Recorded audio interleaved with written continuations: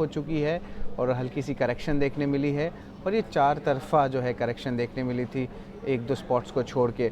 अब बात करते हैं आपके मिड कैप्स और स्मॉल कैप इंडिसेस की, इनमें भी ऑलमोस्ट 2% का गिरावट देखने को मिला था। और जो निफ्टी पीएसयू बैंक का जो स्पेस है उसमें जो इंडेक्स है वो 5% गिर गया दिन के हाई से। तो आज देख रहे हैं कि all of a sudden majority of the sectoral indices पे जो है एक बहुत भारी गिरावट देखने को मिली है। उसके अलावा ऑल सेक्टोरल इंडिसेस में लगभग 1% का तो करेक्शन हुआ ही था, लेकिन निफ्टी फाइनेंशियल सर्विसेज और आपकी आईटी पैक वो जो है बचे रहे थे। सेलिंग है, भारी मात्रा में सेलिंग देखने मिली आपको, एफएमसीजी, ऑटो, रियल्टी, ये सब काउंटर्स पे जो है भारी सेलिंग हुई। लेकिन एक काउंटर था आईटी पैक का जो अपना जो है ग्रोथ मेंटेन करके रखा, और निफ्टी आईटी इंडेक्स पे 2% का बढ़त देखने मिला। निफ्टी के नतीजे के बारे में बात करें तो वो एचयूएल के नतीजे आए थे, overall inline set of numbers था, लेकिन वॉल्यूम जो था मिस किया एस्टिमेट्स को। और एफएमसीजी पैक में भी जो है एक बहुत गहरे दबाव देखने को मिला, और उसमें जो लीड कर रहे थे एचयूएल कर रहे थे। तो निफ्टी के गेनर्स की भी बात कर लेते तो गेनर्स में जो थे आपके टेक महिंद्रा थे, आपके उसमें एक अच्छा ग्रोथ देखने मिला था। आईटी स्टॉक है, दिग्गज है। एलएनटी भी थी, एलएनटी की एक खबर भी थी कि उनको जो बिडिंग होती है 3 प्रोजेक्ट्स के लिए सेंट्रल विस्टा के लिए, वो भी मिली थी। तो एक टाइप से एक पॉजिटिव मोमेंटम जो था इंफ्रा स्पेस में देखने को मिला था। उसके अलावा जो हैवी वेट्स है, बजाज फिनसर्व और एचडीएफसी बैंक, ये भी आपके टॉप गेनर्स में थे। और इन्फोसिस भी आपका टेक पैक से था। ये सारे स्टॉक्स जो है 1.5 से लेकर 2.5% तक का ग्रोथ दिखाए थे दिन के ट्रेड में। निफ्टी लूजर्स की बात करें तो दिन के स्टार्टिंग से ही आईटीसी में दबाव देखने को मिला था। तो एफएमसीजी पैक में जो दबाव का जो स्टार्टिंग है एचयूएल के नतीजे के पहले, वो आईटीसी में देखने मिला था। स्टॉक 3.5 से 4% डाउन था दिन के ट्रेड में। और ये प्रेशर जो है आपको ऑटो स्टॉक्स में भी देखने मिला था, और ओवरऑल देखा जाए टाटा ग्रुप के भी स्टॉक्स को, लेकिन फोकस में रहेगा टाटा मोटर्स, आयशर मोटर्स, इनमें भी एक जो एक दबाव देखने मिले थे 3.5 से 4% का दिन के ट्रेड में। और टाइटन भी था फोकस में जो लूजर्स में था निफ्टी में।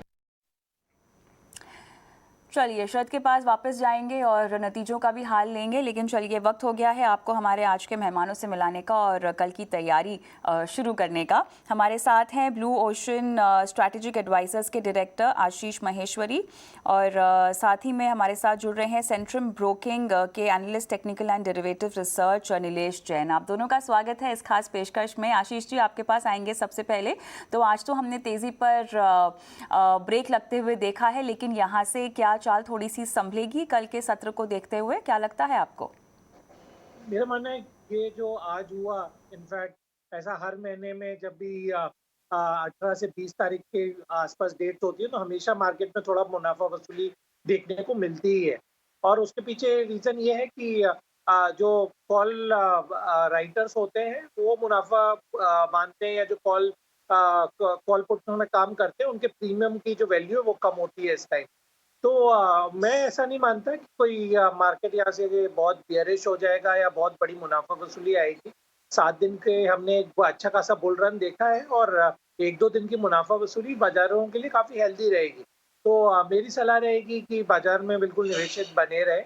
इसके अलावा मेरा मानना है दोबारा से मेटल, आईटी और पावर, ये तीनों सेक्टर जिन्होंने परफॉर्म किया है, ये आगे भी परफॉर्म करते रहेंगे। तो बाजार में कोई पैनिक ना करें, ये मेरी सलाह रहेगी।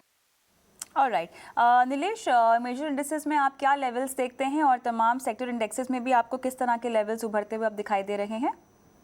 Good evening Kavita ji. देखिए, ओवरऑल जो बाजार का सेंटीमेंट है अंडरटोन है वो अभी भी पॉजिटिव साइड में ही बना हुआ है।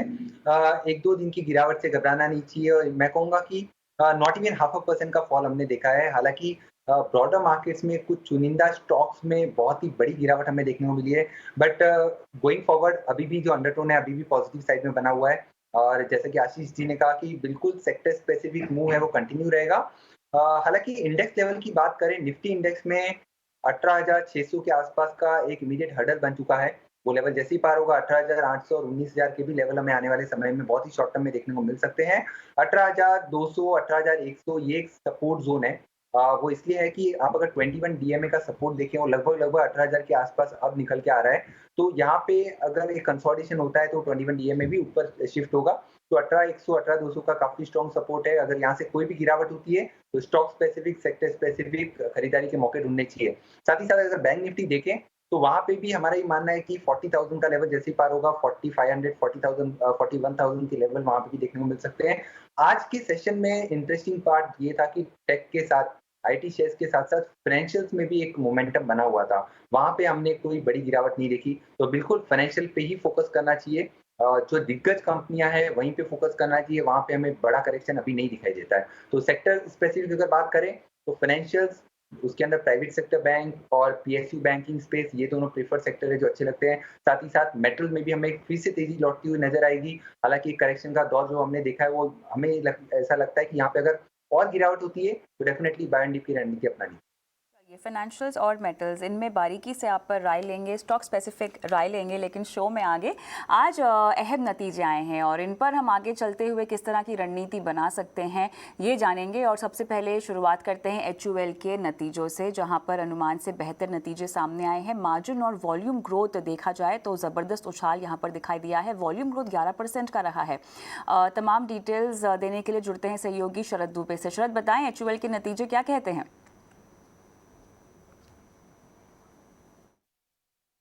HUL के दूसरे तिमाही के जो नतीजे आए हैं, रिलेटिवली स्टेडी नंबर्स आए हैं, इनलाइन सेट ऑफ नंबर्स कहेंगे आपको, लेकिन याद रखिएगा एक अच्छी सी बीट देखने मिली है आपके मार्जिन्स को लेके। लेकिन जो वॉल्यूम के नंबर्स हैं ग्रोथ में, उन्होंने जो है एस्टिमेट्स को, अनुमान को जो है मिस किया है। अब नंबर्स के बारे में बात कर लेते हैं, तो आपका जो पैट में ग्रोथ है ऑलमोस्ट 8.9% देखने मिला, रेवेन्यू में ऑलमोस्ट 11% का ग्रोथ देखने मिला। जो सबसे इम्पॉर्टेंट फिगर है वॉल्यूम ग्रोथ, उससे देखें हैं वो लगभग 4% आया है। अनुमान था 6 से लेकर 7% तक। डोमेस्टिक कंज्यूमर ग्रोथ के बारे में बात करें तो 11% आया है। अब इसके क्या क्या फैक्टर्स हैं नतीजे के लिए, उस पर हम लोग फोकस करते हैं। तो ओवरऑल देखा जाए तो परफॉर्मेंस जो था पूरे सेगमेंट्स में, उनमें ब्रॉड बेस्ड अच्छी परफॉर्मेंस देखने मिली ईयर ऑन ईयर बेसिस पे। और याद रखिएगा कि जो रूरल जो डिमांड है वो थोड़ी सी जो है सैचुरेट हुई है, ये मैनेजमेंट ने कहा था अपने कॉन कॉल में। और उन्होंने ये भी कहा कि ऑलमोस्ट 75% ऑफ बिजनेसेस ने जो है मार्केट शेयर गेंस देखने मिली है। और ये ऑफकोर्स ऑर्गेनाइज प्लेयर में बहुत बड़ा प्लेयर है आपका ऑर्गेनाइज मार्केट में, तो ऑफकोर्स इसमें अच्छे देखने मिले। डिविडेंड का भी एक डिक्लेरेशन हुआ है, 15 रुपये प्रति शेयर पे जो है डिक्लेयर हुई है डिविडेंड। और ब्यूटी, पर्सनल और होम केयर जैसे सेगमेंट्स में भी 10 से लेकर 15% तक ग्रोथ देखने मिला है अभी। लेकिन एक और पोर्शन है जिस पे जो मैनेजमेंट ने फोकस दिया है, वो है इन्फ्लेशन पे, क्योंकि रॉ मटेरियल प्राइसेस उसकी जो है कितनी जो है ऑफ टेक जो होती है, जो कंज्यूमर को पास किया जाएगा, वो देखने लायक होगी। तो ओवरऑल देखा जाए तो बहुत स्टेडी और इनलाइन सेट ऑफ नंबर्स है, लेकिन एक वॉल्यूम मिस हुई है HUL के दूसरे तिमाही के नतीजे पे। Our incubator within HUL ecosystem is doing well and scaling up its digital presence. With its focus on building digital-first beauty brands and reflecting its agility, the business has expanded its range under Simple, Love Beauty and Planet, and Dove Baby. PBBU is not just about building brands, but also about incubating capabilities. Some of these are having an agile innovation model, building supply chain for smalls, performance marketing, direct-to-consumer and e-com capabilities. Elaborating further on our digital presence in beauty space, we now have dedicated direct-to-consumer platforms for 4 of our beauty brands, with Lakme, Simple, Love Beauty and Planet, and Dermalogica. If I compare September 21, September 20, and September 19 quarters, then this 15% of the portfolio in 20 compared to 19 had come down to about 63% of what was there in 19. When I look at now, it is about 103% of 19. So we are, what Ritesh was alluding to, that we have more or less gone back to the pre-COVID levels. And as the mobility increases, as people step out, we would expect this part of the portfolio, which is structurally very attractive for us, to bounce back strongly. चलिए, HUL के बाद Nestle India ने भी अपने नतीजे पेश किए हैं और तीसरी तिमाही करोड़ के आसपास था। और इस साल की तीसरी तिमाही में कंपनी की आय अगर देखी जाए तो सालाना आधार पर 9.6% की बढ़त इसमें दर्ज हुई है और 3,882 करोड़ के आसपास ये आंकड़ा आता हुआ हमने देखा है, जबकि 3,860 करोड़ रुपए रहने का अनुमान था। लेकिन पूरे नतीजे समझते हैं हमारी सहयोगी विनी मोतीवाला से। विनी, बताएं कैसे रहे नेस्ले इंडिया के नतीजे? नेस्ले के Q3 numbers ET now expectations के साथ मिल रहे हैं और इन लाइन है एक्सपेक्टेशंस के साथ। ओवरऑल देखें Q3 करंट ईयर 21 में नेस्ले ने रेवेन्यू ग्रोथ किया है अराउंड 9.6% का, वाइल उसके प्रॉफिट बढ़े हुए हैं 5% से और मार्जिन्स आए हैं 24.4% वर्सेस 24.9%। तो ओवरऑल देखा जाए तो कंपनी ने काफ़ी strong high single digit volume और मिक्स ग्रोथ देखा हुआ है डोमेस्टिक सेल्स में। वो कंपनी ने अपनी प्रेस रिलीज में हाईलाइट किया हुआ है और company normally volume growth number नहीं देती है, तो high single digit volume growth है जो कंपनी इंडिकेट कर रहा है। और जो मेजर ट्रेंड्स है, वन तो इनपुट कॉस्ट बढ़ता गया है और कंपनी बोल रही है कि वो एक्सपेक्ट कर रही है कि आगे जाते हुए भी ये बुलिश ट्रेंड जो है इनपुट प्राइसेस में वो चलता रहेगा ग्लोबली और लोकली भी कुछ हद तक वो चलता रहेगा। तो मे भी थोड़ा मार्जिन प्रेशर हम लोग एक्सपेक्ट कर सकते हैं। एचयूएल ने भी यही हाईलाइट किया था कि इनपुट प्राइस का जो प्रेशर है वो तो चलता रहेगा और वो एक्सपेक्टेड है क्योंकि वो अभी इन्फ्लेशन काफ़ी हाई है। उसके अलावा नेस्ले में जो हाईलाइट किया हुआ है आउट ऑफ होम कंजम्पशन, वो भी काफ़ी अच्छे ट्रैक्शन हुआ है और ऑलमोस्ट प्री पैंडमिक लेवल पे तक पहुंच गया है। प्री कुक्ड डिश जो होते हैं वो भी उनकी काफ़ी अच्छी मोमेंटम कंटिन्यू हुई है वहाँ पे भी, और उन्होंने इम्प्रूव्ड अवेलेबिलिटी है, जो अवेलेबल थे प्रोडक्ट्स वो भी इम्प्रूव हुई है, अवेलेबिलिटी ऑफ प्रोडक्ट्स वो भी काफ़ी इम्प्रूव हुई है। कन्फेक्शनरी प्रोडक्ट्स में भी उन्होंने हाई डबल डिजिट ग्रोथ दिखा हुआ है। मिल्क प्रोडक्ट्स में भी स्ट्रॉन्ग डबल डिजिट ग्रोथ है और बेवरेजेस में भी कंपनी ने स्ट्रॉन्ग डबल डिजिट ग्रोथ देखा हुआ है, नेस्कैफे क्लास में भी। तो overall in line set of numbers post किए नेस्ले ने। चलिए, तो शुक्रिया विनी तमाम डिटेल्स हमें देने के लिए। जुड़ेंगे हमारे मेहमानों से और सबसे पहले आशीष आपके पास मैं आऊँगी। बताएं एचयूएल के नतीजे मार्जिन्स के लिहाज से हमने देखा उम्मीद से बेहतर, नेस्ले इंडिया हमारे इनलाइन रहे हैं। बताएं किस तरह से अब इसमें निवेश की रणनीति आप लेने की सुझाएंगे। आशीष आप म्यूट पर हैं। जी एचयूएल में जरा 2-3 कंसर्न्स हैं जिसके कारण से हमने देखा कि नंबर जो उनके नेट प्रॉफिट के नंबर्स जो थे वो एनालिस्ट पोल से ज़्यादा थे, बट फिर भी स्टॉक को एक काफ़ी बड़ा बीटिंग देखने को मिला। तो सबसे बड़ा रीज़न तो ये जो रॉ मटेरियल के प्राइसेस बढ़ रहे हैं, जैसे पाम ऑयल है या कॉस्टिक डेरिवेटिव्स है या क्रूड डेरिवेटिव्स हैं, वो ऑलमोस्ट ऑल टाइम हाई पर है और इतना आसान नहीं रहेगा एचयूएल जैसी कंपनी के लिए कि सारा पास ऑन कर पाए। और इसके अलावा जो फास्ट मूविंग कंज्यूमर को जो ईटेबल साइड पे है, वहाँ पे जो टाटा कंज्यूमर या नेस्ले या आईटीसी का जो अग्रेशन है वो अब काफ़ी बढ़ गया है। तो इनफैक्ट आप किसी भी शॉप पे जाके देखेंगे तो आपको एचयूएल के साथ में इन तीनों कंपनियों के प्रोडक्ट और प्रोमिनेंट डिस्प्ले पे दिखाई देते हैं। तो मेरा मानना है कि एक रूरल जो मार्केट में एक स्लो डाउन देखने को मिल रहा है क्योंकि इन्फ्लेशनरी प्रेशर रूरल इंडिया में भी काफ़ी है। तो ये क्वार्टर भी चैलेंजिंग रहेगा एचयूएल के लिए। तो एचयूएल पे मेरा नए निवेश की अभी सलाह नहीं रहेगी। मेरा मानना है नेस्ले जिसने डबल डिजिट ग्रोथ दिया और जो उम्मीद से बेहतर नतीजे आए, नेस्ले अब एफएमसीजी सेक्टर में एक बेटर बैट है कंपेयर टू एचयूएल। पैक की बात करें तो आप आईटीसी पर भी कोई सलाह देंगे या उससे दूर रहें? जी, आईटीसी में आज थोड़ा सा मुनाफा वसूली जो हुआ, तो मेरा मानना है कि जो एक टोबैको प्राइसिंग रेगुलेटरी जो एक बॉडी बनाने की बात चल रहा है, तो उसका एक मेजर रिएक्शन देखने को मिला, बट मैं भी उसको पॉजिटिव मानता हूँ। मेरा मानना है कि एक रेगुलेटर रहेगा तो हर बजट के पास में जो उनके टैक्स बढ़ जाते हैं टोबैको पर, वो फियर खत्म हो जाएगा। और हमें भूलना नहीं चाहिए कि जो उनका सनफीस ब्रांड है, जो ईडिबल ब्रांड है, कन्फेक्शनरी है, वहाँ पे अच्छी ग्रोथ देखने को मिली कि इस क्वार्टर में। तो किसी भी गिरावट पर आईटीसी में मेरी खरीदारी की सलाह रहेगी। ऑलराइट नीलेश, आपके पास आएंगे। एचयूएल और नेस्ले इंडिया पर आपके चार्ट्स क्या कहते हैं और क्या आप इन दोनों में खरीदारी इनिशिएट करने की सलाह देंगे या आशीष की तरह आप भी नेस्ले इंडिया को ही थम्स अप देंगे अगर किसी को कुछ खरीदना है इस सेक्टर में? तो बिल्कुल कविता, देखिए तीनों ही काउंटर मैं कहूँगा के चार्ट पे अच्छे लग रहे हैं, बट नजरिया होगा थोड़ा लंबा रखना होगा। शॉर्ट टर्म के लिहाज से हम ऊपरी स्तरों से दबाव जरूर महसूस कर रहे हैं। एचयूएल की अगर आप बात करें, पिछले 3 साल का अगर आप स्ट्रक्चर उठा के देखें तो लगातार एक राइजिंग ट्रेंड लाइन का लोअर एंड पे इसने सपोर्ट लिया है। अब अगर वो लोअर एंड का सपोर्ट करंट लेवल पे देखें तो 2400 के आसपास आ रहा है, तो हो सकता है यहाँ पे गिरावट और थोड़ी गहरा सकती है। अगर वैसा होता है तो डेफिनेटली वो एक बहुत ही अच्छी बाइंग अपॉर्चुनिटी होगी। तो 2450 के आसपास इसके अंदर एक वैल्यू बाइंग हमें दिखती है और लंबे नजरिए के लिहाज से तो हर लेवल पे इसे एक्यूमुलेट किया जा सकता है। ऑन दी हायर साइड हमारा ये मानना है कि 2800 टू 3000 के तक के लेवल हमें नेक्स्ट 3 to 4 मंथ्स में देखने को मिल सकते हैं। वहीं अगर नेस्ले इंडिया की बात करें तो कंपैरेटिवली मुझे नेस्ले इंडिया यहाँ पे बेटर पोजीशन लगता है। चार्ट पे अगर देखें तो almost similar sort of chart pattern दोनों ही काउंटर में देखने को मिला है। और यहाँ पे अगर हम सपोर्ट की बात करें तो लगभग 18,000-18,500 के आसपास इसका मेजर नेकलाइन का मेजर सपोर्ट है। तो यहाँ पे भी गिरावट में खरीदारी करने की सलाह होगी। एंड लास्टली आईटीसी, ये पर्टिकुलर काउंटर हालांकि आज के सेशन में बहुत ही ज्यादा गिरावट हमने देखी थी, बट यहाँ पे भी मैं कहूंगा पोजीशन लिहाज से 300 प्लस के टारगेट ध्यान में रख के चल सकते हैं। अगर गिरावट और गहराती है 235, 230 ये एक आइडियल बाइंग रेंज होगी। वहां पे एक बहुत ही अच्छा रिस्क रिवॉर्ड बनता हुआ नजर आएगा। वहां पे खरीदारी करने की सलाह होगी 225 के स्टॉप लॉस से। फिर से शॉर्ट टू मीडियम टर्म के लिहाज से हमें 300 पार जाता हुआ नजर आएगा।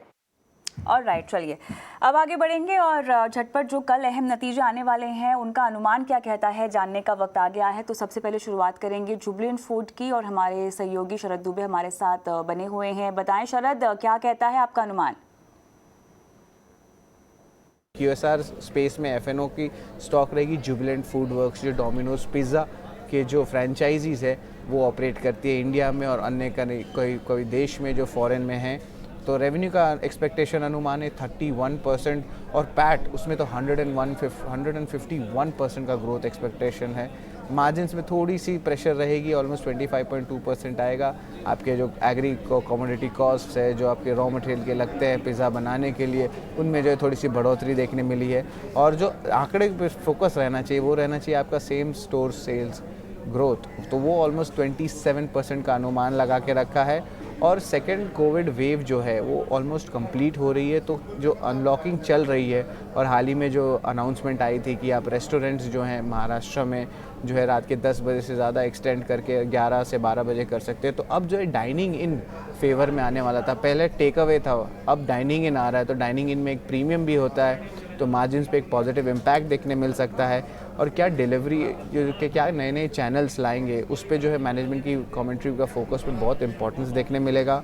और उसके अलावा जो है हम लोग और भी बात करेंगे कि ऑनलाइन ऑर्डरिंग पे क्या रहेगी इनकी राय, because of course online ordering तो तेज़ी से बढ़ी है, लेकिन और जो है फेस्टिव सीजन आ रहा है तो और कितने ज़्यादा जो है ऑर्डरिंग जो है बढ़ सकते हैं और क्या क्या नए वेंचर्स आ रहे हैं। क्योंकि हाल ही में उन्होंने बहुत सारे नए सेगमेंट्स में घुसे हैं जुबिलेंट फूड वर्क्स, उसमें आप अच्छी मोमेंटम स्टॉक के प्राइसेस में देखने मिली और जो है नए नए मार्केट्स में गए हैं। तो ये भी एक चीज़ होगा जो हम लोग ट्रैक करेंगे। तो ओवरऑल जुबिलेंट फूड वर्क्स के लिए हम लोग बहुत अच्छे नतीजे, स्पेशली आपके जो बेस जो लास्ट ईयर को लेके देख रहे हैं उस पर हम लोग पैट पे ऑलमोस्ट 151% का जो है ग्रोथ एक्सपेक्ट कर रहे हैं। इसके अलावा हेवल्स के भी नतीजे कल आने वाले हैं और अनुमान बताने के लिए विनी हमारे साथ फिर से जुड़ गई हैं। बताएं विनी, क्या कहता है आपका विश्लेषण? हैवल्स अपने Q2 के नंबर्स पोस्ट करने वाला है, उसमें हम लोग एक्सपेक्ट कर रहे हैं कि कंपनी की सेल्स जो बिक्री हुई है वो 21% से ग्रो होने वाली है ईयर ऑन ईयर बेसिस पे। उसके बॉटम लाइन प्रॉफिट्स जो है वो है 13% ग्रोथ हम लोग एक्सपेक्ट कर रहे हैं और प्रॉफिट्स एक्सपेक्ट कर रहे हैं 367 क्रॉस पे। पर मार्जिन्स जो ऑपरेटिंग मार्जिन्स है, ऑपरेटिंग परफॉर्मेंस है, उसका हम लोग एक्सपेक्ट करें कि वहाँ पे मार्जिन्स कॉन्ट्रैक्ट होने वाले हैं और मार्जिन्स एक्सपेक्ट कॉन्ट्रैक्शन है 260 बेसिस पॉइंट, तो 14.6% पे हम लोग मार्जिन्स की एक्सपेक्टेशंस है। तो ओवरऑल कंपनी को काफ़ी बेनिफिट होता है क्योंकि उसका अच्छा एक्सपोजर है स्विच गियर सेगमेंट में, केबल वायर सेगमेंट में, जो सिक्लिकल सेगमेंट्स है जो काफ़ी बेनिफिट हुए हैं, रिवाइवल जो हुआ है, रिकवरी जो हुआ है रियल एस्टेट सेगमेंट में। तो हैवल्स के लिए वो काफ़ी अच्छा हुआ है क्योंकि उन्होंने अच्छी डिमांड देखी होगी B2B सेगमेंट में, इंफ्रा सेगमेंट में ओवरऑल डिमांड इंप्रूवमेंट हुई है, तो उसका वो उनके लिए बेनिफिट होगा। और वो हेल्दी रेवेन्यू ग्रोथ जो 31% हम लोग एक्सपेक्ट करें, वो मेनली जो सेगमेंट्स लीड कर रहे हैं वो है switch gear segment, cable wire segment, appliance segment. तो यहाँ पे हम लोग हेल्दी ग्रोथ एक्सपेक्ट कर रहे हैं। ECD और लॉयड्स जो सेगमेंट है वहाँ पे अभी भी हम लोग अच्छी 20% ग्रोथ एक्सपेक्ट कर रहे हैं YOY बेसिस पे, पर उसकी वजह से हम लोग एक्सपेक्ट करते हैं कि इन सेगमेंट में भी 20% का ग्रोथ हो सकता है। मार्जिन्स प्रेशर में है क्योंकि लास्ट टाइम जो है लास्ट ईयर बेस इफेक्ट काफ़ी हाई था क्योंकि कंपनी ने उसका highest ever I think margins report किए थे, बट मार्जिन्स, तो वो हाई बेस की वजह से हम लोग एक्सपेक्ट कर रहे हैं कि ये टाइम मार्जिन्स डिक्लाइन होंगे। फैक्टर्स जो हम लोग देखेंगे, कमेंट्री जो देखेंगे वो है डिमांड सिनारियो पे क्या कमेंट्री है, स्पेशली उसके कोर सेगमेंट में फेस्टिव सीजन का क्या आउटलुक है और कंपनी की क्या स्ट्रैटेजी है लॉयड्स के लिए second half of the year में, वो हम लोग ध्यान रखेंगे कि कमेंट्री में इस पे क्या आता है। चलिए, अब वक्त आ गया है हमारे पैनलिस्टों के पास जाने का। तो आशीष, सबसे पहले तो जुबिलेंट फूड्स में क्या कहेंगे आप? कोरोना की दूसरी लहर के बाद अच्छे बिक्री की उम्मीद, लिहाजा अच्छे नतीजों की भी उम्मीद आपको? बिल्कुल, काफी अच्छे नतीजे रहने की उम्मीद है जुबिलेंट फूड वर्क पे। और जो एक नया ट्रेंड आ गया है कि QSR और ऑनलाइन ऑर्डरिंग, उसका सबसे बड़ा बेनिफिशियरी यदि देखा जाए तो जुबिलेंट फूड वर्क ही रहा है। और मेरा मानना है कि काफी अच्छे नतीजे जुबिलेंट फूड वर्क से आप उम्मीद कर सकते हैं। और किसी भी गिरावट पे इस स्टॉक को ऐड करिए। मेरा प्राइस टारगेट है इस स्टॉक के लिए 4,800 रुपए का पोस्ट रिजल्ट। ऑल राइट, और हेवल्स पर आप क्या कहेंगे? हेवल्स पर मेरा मानना है इस पर जो प्रॉफिट आएंगे उनके हाईएस्ट एवर प्रॉफिट आएंगे। और उसके पीछे रीजन ये है कि जो डिमांड एक एक्सपोनेंशियल देखने को मिली है, चाहे रूरल इंडिया में, अर्बन इंडिया में, और जितना नया कंस्ट्रक्शन हो रहा है, तो Havells one of the biggest beneficiary रहेगा। तो बिल्कुल किसी भी गिरावट पे हेवल्स को अपने पोर्टफोलियो में ऐड करिए। और इसके अलावा जरूर कॉपर के प्राइसेस बढ़ गए हैं, बट हेवल्स के पास में एक जो प्राइसिंग पावर है, जिसके कारण से वो जितना भी प्राइस हाइक है वो जब चाहे ले सकते हैं। तो हेवल्स पे भी मेरी बाई की सलाह रहेगी। और राइट, नीलेश, आपका चार्ट क्या कहता है? और नतीजों पर आप भी शायद फोकस करेंगे, तो किन पैरामीटर्स पर आपकी नज़र रहेगी? वेल कविता जी, देखिए ओवरऑल सेटअप दोनों ही काउंटर में पॉजिटिव है। अगर जुबिलेंट फूड की बात करें तो ये लगातार सेक्युलर अपट्रेंड में रहा है और एक 1500 के आसपास बहुत ही स्ट्रॉन्ग सपोर्ट लिया था, वहीं पे बेस फॉर्मेशन हुआ है। उसके बाद लगातार एक राइजिंग चैनल में काउंटर ट्रेड हो रहा है। तो मेरी भी सलाह ये होगी, यहाँ पे अगर कोई भी गिरावट होती है तो उसे फ्रेश खरीदारी के लिए यूज करना चाहिए, बाय एंड डिप की रणनीति अपनानी चाहिए। स्टैगर्ड मैनर में मैं कहूंगा इसे पोर्टफोलियो काउंटर भी होना चाहिए। ऑन दी हायर साइड लगभग 4600 टू 4800 के टारगेट यहाँ पे निकल के आ रहे हैं, जो कि शॉर्ट टू मीडियम टर्म के लिहाज से होंगे। और 4000 के आसपास का एक इमीडिएट सपोर्ट है, उसी के स्टॉप लॉस से यहाँ पे फ्रेश खरीदारी की जा सकती है। वहीं दूसरा काउंटर अगर हेवल्स की बात करें तो यहाँ पे हालांकि एक साइडवेज कंसोलिडेशन काफी समय से हम देख रहे हैं। जो सपोर्ट है वो है 1350 के आसपास। तो यहाँ पे मैं कहूंगा अगर कोई गिरावट होती है तो इसे खरीदारी के मौके ढूंढने चाहिए। फिलहाल के लिए इसे अवॉइड करने की सलाह होगी। ऑन दी हायर साइड 1500 का लेवल जैसे ही पार होगा वहां पे बहुत बड़ी तेजी की संभावनाएं बन सकती है। बट फिलहाल के लिए मैं कहूंगा कि यहाँ पे गिरावट पर खरीदारी करने की सलाह होगी हेवल्स। और राइट, चलिए, तो कल का अहम दिन और जुबिलेंट फूड्स और हेवल्स के नतीजे, जहां पर आपको किन किन बातों पे फोकस रखना है बता दिया आशीष और नीलेश ने। लेकिन अब इनके सुपर शेयर्स जानने का वक्त आ गया है। तो आशीष, बताएं वो कौन से स्टॉक है जो आप रेकमेंड कर रहे हैं और जो बम्पर मुनाफा कमा कर देंगे हमारे दर्शकों को? जी, आज दोनों ही स्टॉक मेरे एस से शुरू होते हैं। सबसे पहला स्टॉक रहेगा स्टील एक्सचेंज ऑफ इंडिया। ये एक मिड कैप कंपनी है जिसका करीब 700 करोड़ के आसपास मार्केट कैप है। और जो आयरन और स्टॉक जो अभी तेजी देखने को मिल रही है, तो ये एक AP का सबसे बड़ा इनके पास प्राइवेट सेक्टर का स्टील प्लांट है। इसके अलावा अभी कंपनी 170 करोड़ रुपया नया रेस कर रही है, जो मोस्टली इन्फ्यूज किया जाएगा विश्व समुद्र होल्डिंग, जिन्होंने अभी अपना स्टेक बेचा था कृष्णपट्टनम पोर्ट में अडानी पोर्ट को। तो वो इस कंपनी में अभी पैसा लगा रहे हैं 12% के CCD के थ्रू। तो इसके बाद में कंपनी जो स्पेशल स्टील है उसमें PLI स्कीम वगैरह लेकर और बड़ा एक्सपेंशन करेगी। तो काफ़ी अंडर प्राइस स्टॉक है मेरे हिसाब से ये, और अभी इस लेवल पे बिल्कुल बाय करना चाहिए। और मेरा इसका प्राइस टारगेट 100 रुपये का रहेगा। ऐसे ही दूसरा जो स्टॉक है, जैसे हमने जुबिलेंट की बात किया, उसका ही उसके जैसे ही स्टॉक है, वो है स्पेशलिटी रेस्टोरेंट्स लिमिटेड। मेरा मानना है कि अब क्योंकि ये जो टाइम लिमिटेशन था 10 बजे तक का मुंबई में, वो अब हट गया है। तो जो रेस्टोरेंट चेन्स हैं वो बड़ा बम्पर बिजनेस मुंबई में और पैन इंडिया करने वाली है। तो इस कंपनी के पास में भी 29 शहरों में करीब 125 प्लस रेस्टोरेंट्स हैं और 15 से ज़्यादा इनके ब्रांड्स इस्टेब्लिश हो गए। तो मेरा मानना है कि जो इनका जून क्वार्टर में लॉस आया था, उसके सामने अब सितंबर क्वार्टर में कंपनी वापस प्रॉफिट रिपोर्ट करेगी। और जो दिसंबर क्वार्टर के नतीजे आएंगे वो उनके वन ऑफ द बेस्ट उनकी हिस्ट्री में रहने वाले हैं। तो बिल्कुल स्पेशलिटी रेस्टोरेंट को अपने पोर्टफोलियो में ऐड कर सकते हैं। और मेरा मानना है शायद दिसंबर तक ही आपको 150 रुपये का इसमें प्राइस टारगेट दिख सकता है। स्पेशलिटी रेस्टोरेंट टारगेट होगा 150 का, स्टील एक्सचेंज में आपका टारगेट है 100 का। नीलेश, आपकी पिक्स क्या है? बिल्कुल कविता जी, दोनों ही खरीदारी के काउंटर हैं। बाजार में जिस हिसाब से वॉलेटिलिटी बढ़ चुकी है, इंडिया वीक जो वॉलेटिलिटी इंडेक्स है 17 के पार पहुंच चुका है, तो इस प्रकार की वॉलेटिलिटी में थोड़े से डिफेंसिव पे फोकस करना चाहिए और लीडर्स के साथ जाना चाहिए जो मार्केट में आउटपरफॉर्म कर रहे हैं, जो है आईटी एंड फाइनेंशियल। तो ओवरऑल आईटी सेक्टर की कंपनी है जेंसर टेक्नोलॉजी। इस पर्टिकुलर काउंटर के अंदर एक गिरावट के बाद बेस फॉर्मेशन हुआ है। यहाँ पे ये काउंटर काफी अच्छा लग रहा है रिस्क एंड रिवॉर्ड पर्सपेक्टिव से। ऑन द हाई साइड 535 के टारगेट के लिहाज से जेंसर टेक में खरीदारी करने की सलाह होगी। 498 का स्टॉप लॉस होगा। वहीं दूसरा काउंटर जो हमने चूज किया है वो है फाइनेंशियल से चोलामंडलम फाइनेंस। इस पर्टिकुलर काउंटर ने आज के सेशन में अपने all time high levels achieve किए हैं और ऑल्दो टुवर्ड्स द क्लोजिंग थोड़ी गिरावट मार्केट में हावी हुई, उस कारणवश यहाँ पे थोड़ी मुनाफा वसूली हमें जरूर देखने को मिली। तो एक रिस्क एंड रिवॉर्ड काफी फेवरेबल लग रहा है। मेरा ये मानना है कि करंट लेवल पे यहाँ पे चोलामंडलम फाइनेंस को खरीद के चलना चाहिए।